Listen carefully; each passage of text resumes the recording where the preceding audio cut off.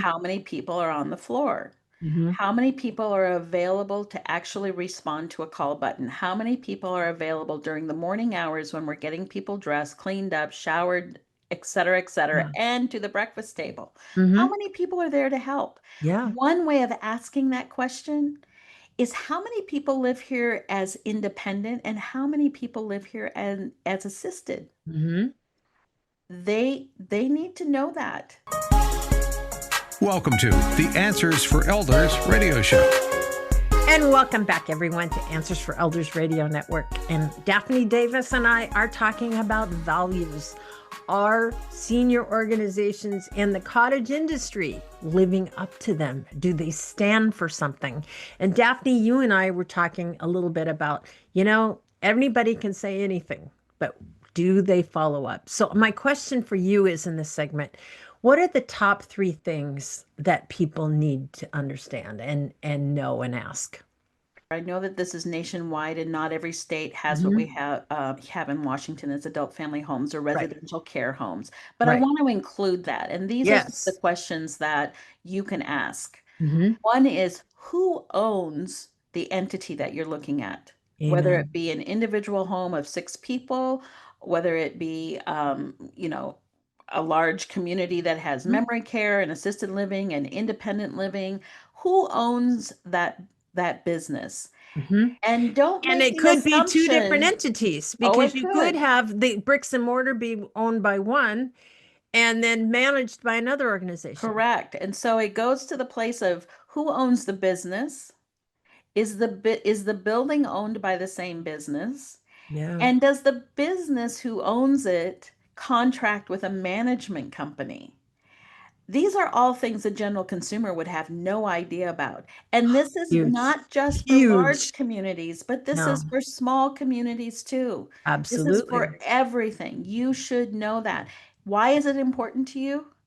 Because you need stability if there's a financial piece here. hmm If hmm there is not the ever-ending bucket of money to pay for mom or dad's care, you need to know what happens when they run out of money. hmm How is that handled? Do I have, if there's a change in ownership, are they going to honor your contract that you started and you've got hmm 3 years into paying privately, and now new ownership says, oh no, we don't convert to Medicaid after 3 years. It's now 5 years. Yeah. And now you're in a world of hurt. Yep. It matters to you because is this company, whether it's small or large, over leveraged and doesn't have the ability to properly support their Mhm. staff, to Yeah. reward wonderful behavior, to be able to keep them educated, to teach them new ways of doing activities of daily living, to talk to somebody who has dementia? Do they pay attention to those things? That's why the ownership is important. Yeah. That's why, as Suzanne said earlier, ask them what are your highest values?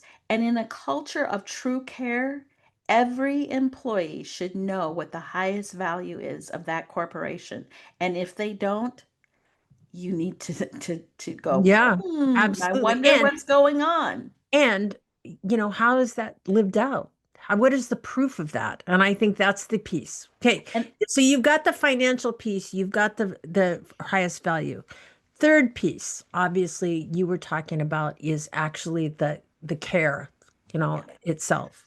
what is a care ratio? How do they do that? And there are great algorithms that companies use now based on how many minutes somebody spends time with your loved one and then what your care cost is. And from that minutes, they're constantly adjusting, in theory, hmm how many people are on the floor. hmm How many people are available to actually respond to a call button? How many people are available during the morning hours when we're getting people dressed, cleaned up, showered, et cetera, Yeah. and to the breakfast table? How hmm many people are there to help? Yeah. One way of asking that question is how many people live here as independent and how many people live here as assisted? hmm They need to know that. And memory care. Do they offer memory care if there's any sort of dementia issue, which when and if you're over 75, it's one in every three.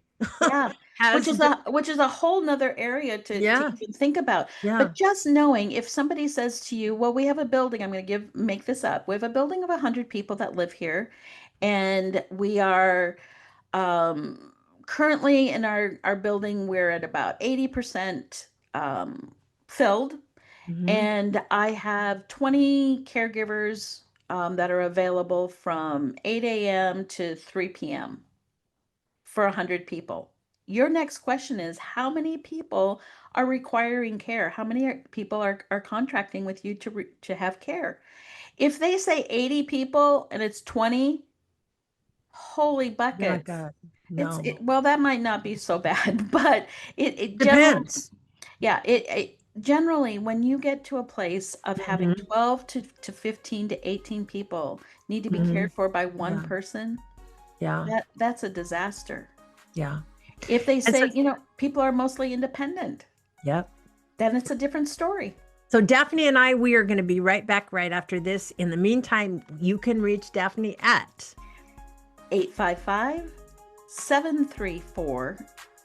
855-734-1500. and that's pinnacleseniorplacements.com. Did you know that you can discover hundreds of podcasts in our library on senior care? So visit our website and discover our decision guides that will help you also navigate decision making. Find us at answersforelders.com.